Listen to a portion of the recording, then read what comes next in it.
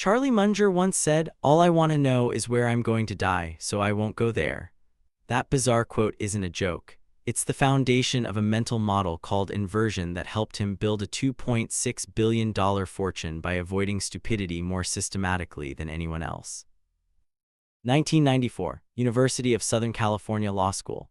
Charlie Munger stands at the podium for a commencement address. He's 70 years old. He's already worth hundreds of millions of dollars. He's Warren Buffett's business partner, vice chairman of Berkshire Hathaway. The graduating law students expect the usual commencement speech. Work hard, follow your dreams, believe in yourself, that kind of thing. Charlie clears his throat and says something completely different. "What I'm going to try to do is tell you what you should do to avoid becoming a miserable old person." Room goes quiet. That's not exactly inspirational. He continues. "All I want to know is where I'm going to die, so I won't go there." People laugh nervously. Is this a joke? He's completely serious. "Invert, always invert," Charlie says. It's a line from Carl Gustav Jacob Jacobi, a German mathematician from the 1800s. Most people try to figure out how to succeed. Jacobi taught mathematicians to flip the problem. Think backward, identify exactly how to fail, then avoid those paths. Charlie's been applying this framework for decades, not just to investing, to everything: business decisions, life choices, relationships, health. Think about what that means for a second. While everyone else is asking, "How do I get rich?" Charlie's asking, "What behaviors guarantee I'll stay poor?" While others ask, "How do I build a great company?" Charlie asks, "What decisions would destroy this company?" Then he just doesn't do those things. It sounds simple. It's not. Today, we're breaking down Charlie Munger's inversion principle and exactly how he used it to become one of the greatest investors in history. I'm Michael, and this is The Wisdom Investor. Today, we're talking about one of Charlie Munger's most powerful mental models, inversion, the art of thinking backward. Here's what actually happened. Charlie Munger spent decades building a fortune not by trying to be smarter than everyone else, but by systematically avoiding stupidity. He'd quote this line constantly: "It is remarkable how much long-term advantage people like us have got by trying to be consistently not stupid, instead of trying to be very intelligent." Let me take you back to where this all started. 1948. Charlie's 24 years old. He just graduated magna cum laude from Harvard Law School. Here's the wild part. He never completed his undergraduate degree. Got into Harvard Law anyway, but that's a different story. Charlie's reading everything. Not just law books, mathematics, physics, psychology, history, philosophy. He's building what he'll later call a latticework of mental models. 80 to 90 key frameworks from multiple disciplines that help him think more clearly about everything. One day, he comes across the work of Carl Gustav Jacob Jacobi, German mathematician from the 1800s. Born in 1804, died in 1851. Jacobi made huge contributions to elliptic functions, dynamics, differential equations. Brilliant guy, but what caught Charlie's attention wasn't Jacobi's math, it was his problem-solving approach. Jacobi had this saying, "Man muss immer umkehren." German phrase, translates to invert, always invert.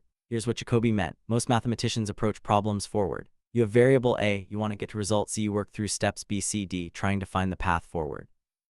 Jacobi said, flip it, start at Z, work backward. Ask yourself, what would make this impossible? What would guarantee failure? Once you identify all the ways to fail, you know exactly what to avoid. Charlie read this and something clicked. He thought, wait, this applies to way more than mathematics. Think about investing. Most people ask, which stocks will make me rich? That's forward thinking. Charlie asks, which investments would destroy my wealth? That's inversion. Once you identify wealth-destroying behaviors, you simply don't do them.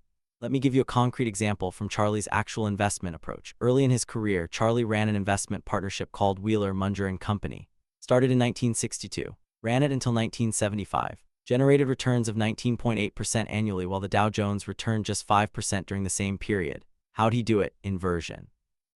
Before buying anything, Charlie would ask himself a series of questions, but these weren't the usual questions. He wasn't asking, how much could this stock go up?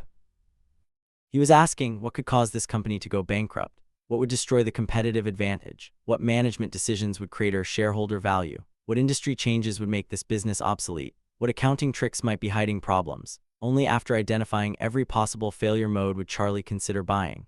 If he couldn't confidently answer how the company might fail, he couldn't assess whether those risks were acceptable. If the failure modes were too numerous or too likely, he'd pass.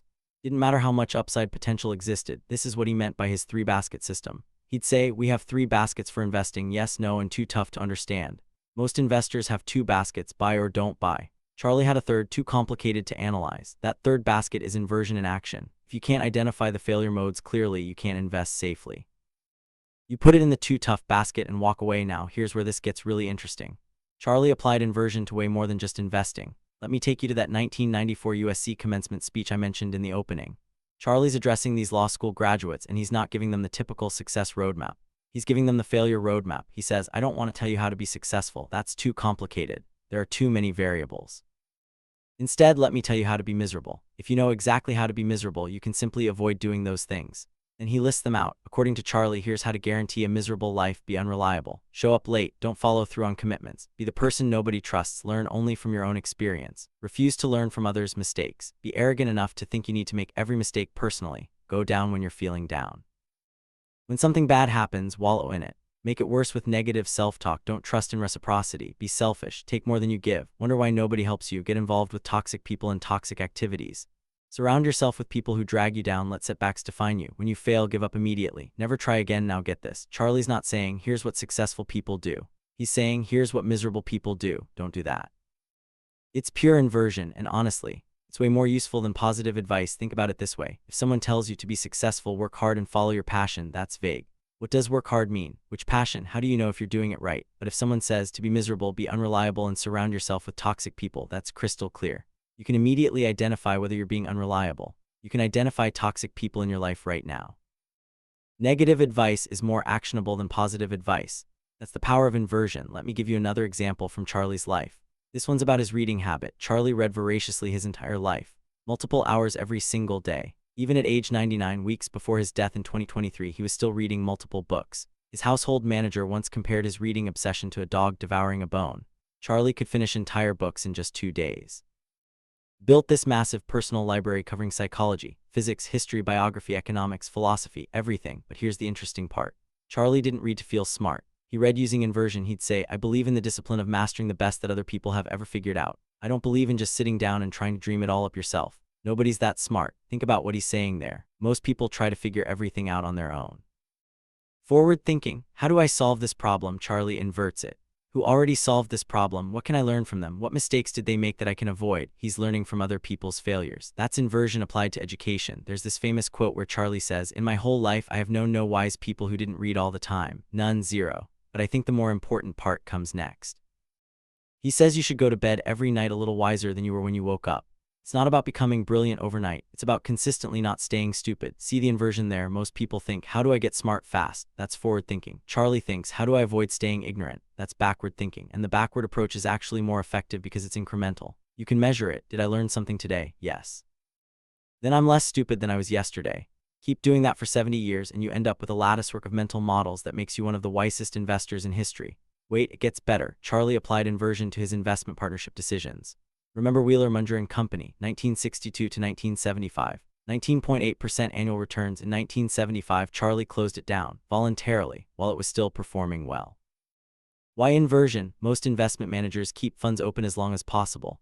More assets, more fees, more income. That's forward thinking. How do I maximize my earnings? Charlie thought backward. He asked, what would make me perform poorly as an investment manager? His answer, managing too much money in a strategy that works best with smaller amounts. Feeling pressure to generate returns every single year. Getting distracted from Berkshire Hathaway, where he was becoming vice chairman. So he identified the failure modes, then he avoided them. He closed the partnership while it was successful before it could decline. He focused entirely on Berkshire. That's inversion in action, and honestly, that decision probably added billions to his net worth over the following decades. By identifying what not to do, he freed himself to do what mattered most. Here's another example. Charlie's approach to mistakes. Most people try to avoid making mistakes. Forward thinking. How do I always make the right decision? Charlie inverts it. He says, I like people admitting they were complete stupid horses' asses. I know I'll perform better if I rub my nose in my mistakes. He's not trying to be perfect. He's trying to learn from stupidity, his own and others. There's this investment he made in his partnership. Belridge Oil, 1977, bought 300 shares at $115 each. Total investment, $34,500. Sold in 1979 for approximately $1.1 million. 32 times return in under 2 years. Most people would call that a massive success. Charlie calls it one of his biggest mistakes. Why? Because he didn't buy more shares. He'd identified the opportunity. The math was obvious. There was no possibility of losing money and a huge possibility of making money. An idiot could see it in Charlie's words, but he didn't bet big enough, so he doesn't celebrate the win. He analyzes the mistake. What prevented him from buying more? Excessive caution, lack of conviction, thinking too small. He inverts the success, treats it as a failure, learns from it. And presumably, the next time he sees a similarly obvious opportunity, he bets bigger. That's inversion applied to learning from experience. Most people only learn from failures. Charlie learns from successes by inverting them into mistakes. Now let me tell you about how Charlie applied inversion to his partnership with Warren Buffett. Charlie first met Warren in 1959 at a dinner party in Omaha. They were both from Omaha, both interested in investing, both students of Benjamin Graham's value investing principles, but they approached problems differently. Warren at that time was a pure Graham disciple. Buy cheap stocks.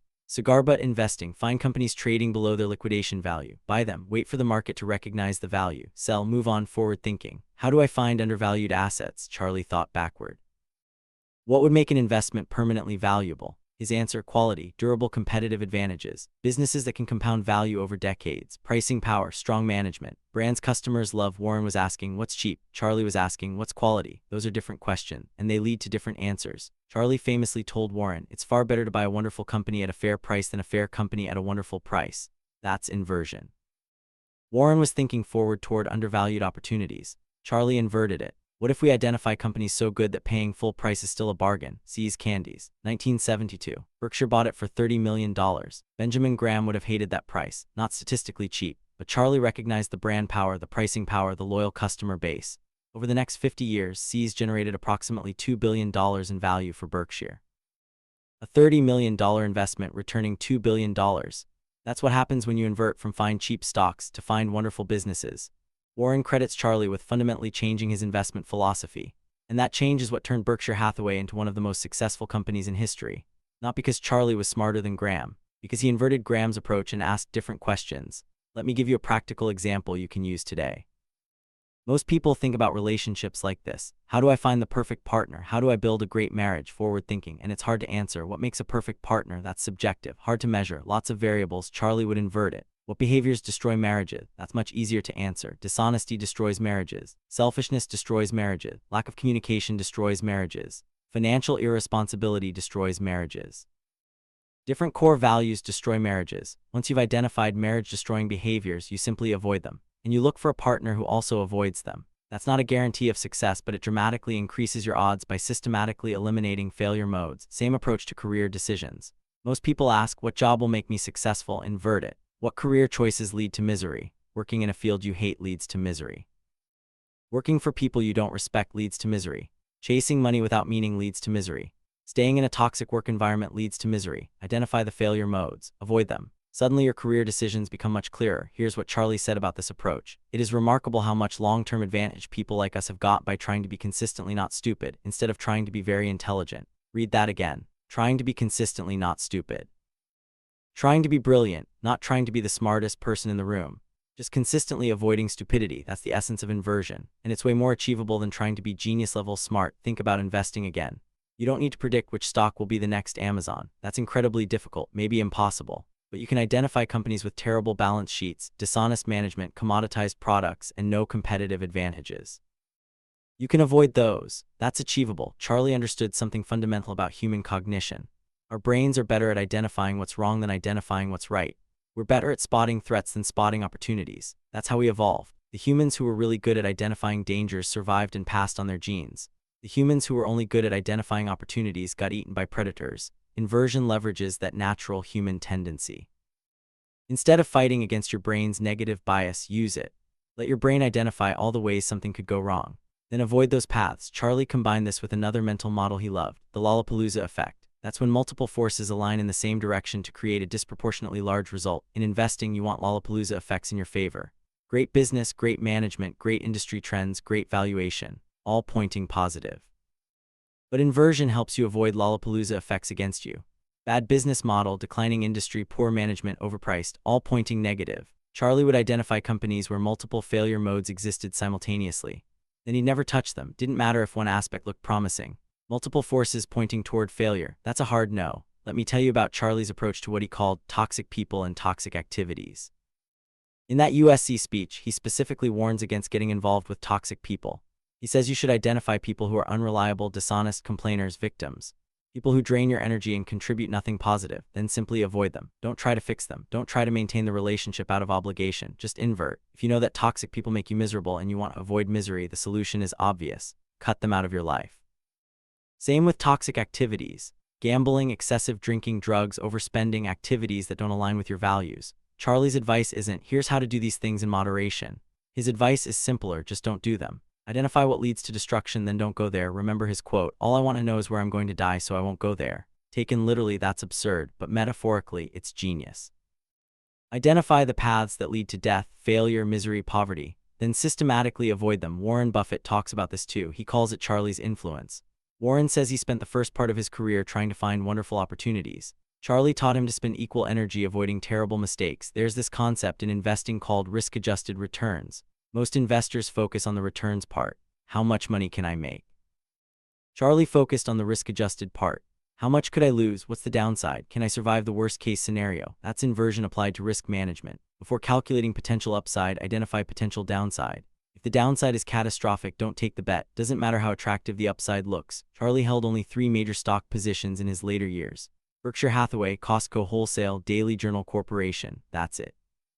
Extremely concentrated portfolio. Why? Because he'd inverted the diversification question. Most people ask, how many stocks do I need to diversify my risk? That's forward thinking. Charlie asked, what's the risk of over-diversification? His answer, you dilute your returns by holding too many positions you don't understand deeply.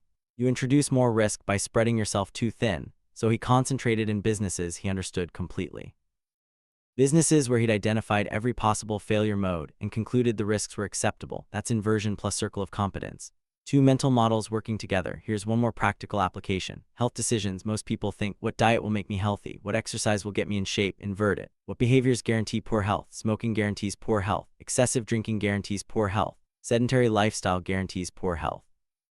Terrible diet guarantees poor health. Chronic sleep deprivation guarantees poor health. Identify those failure modes. Avoid them. You don't need to find the optimal diet or the perfect workout routine. You just need to avoid the behaviors that definitely lead to poor health. That alone will put you ahead of most people. Charlie lived to 99 years old. He wasn't trying to optimize his health with cutting-edge biohacking. He was avoiding stupidity. Don't smoke. Don't drink excessively. Stay intellectually active. Read constantly. Maintain relationships. Avoid toxic activities. Simple inversion. Identify what kills people early. Don't do those things. Live to 99. Let me bring this full circle to where we started. That 1994 USC commencement speech. Charlie tells these law school graduates about inversion. Then he gives them a challenge. He says, now that you know how to be miserable, all you have to do is avoid being unreliable, refuse to learn from others, wallow in self-pity, fail to reciprocate, associate with toxic people, and give up after setbacks. Simple, right, in theory. But here's the thing, actually applying inversion consistently requires discipline. It's easy to know what makes people miserable. It's harder to actually avoid those things when they're tempting, convenient, or socially expected. Charlie did it for 70+ years, from his 20s until his death at 99. He built a systematic approach to avoiding stupidity in every domain: investing, business, relationships, health, learning, decision-making. And the compound effect of consistently not being stupid: a $2.6 billion net worth, a 60-year partnership with Warren Buffett, vice chairman of Berkshire Hathaway, legendary status as one of history's greatest investors. Not because he was the smartest person in history, because he was consistently not stupid. That's achievable for you, right now, today. You don't need to be brilliant. You don't need genius-level intelligence. You just need to identify the stupidity in your life and systematically avoid it. What behaviors are keeping you poor? Stop doing them. What relationships are making you miserable? End them. What activities are wasting your time? Cut them out. What decisions are obviously wrong in retrospect? Don't make them in foresight. Invert your problems, think backward, ask yourself what would guarantee failure, then simply don't go there. So here's what I want you to take away from this. Charlie Munger's inversion principle isn't just an investing framework. It's a life philosophy. It's a systematic approach to decision-making that leverages your natural ability to spot problems and turns it into a competitive advantage. Most people spend their lives trying to figure out the path to success. Charlie spent his life identifying the paths to failure, then avoiding them. That's the difference between forward thinking and backward thinking. And honestly, backward thinking is often more effective. Because avoiding stupidity is more achievable than achieving brilliance. And over decades, consistently avoiding stupidity compounds into extraordinary results. Now I want to hear from you. What's one area of your life where you could apply inversion today? What failure mode have you identified that you need to systematically avoid? Drop a comment below and let's discuss. If you found this valuable, hit that like button and share this episode with someone who's working on their decision-making process. It really helps us reach more people who can benefit from Charlie's mental models. We release new Charlie Munger episodes every day on the Wisdom Investor, so subscribe and turn on notifications so you never miss an episode. I'm Michael, this is the Wisdom Investor, and I'll see you in the next one.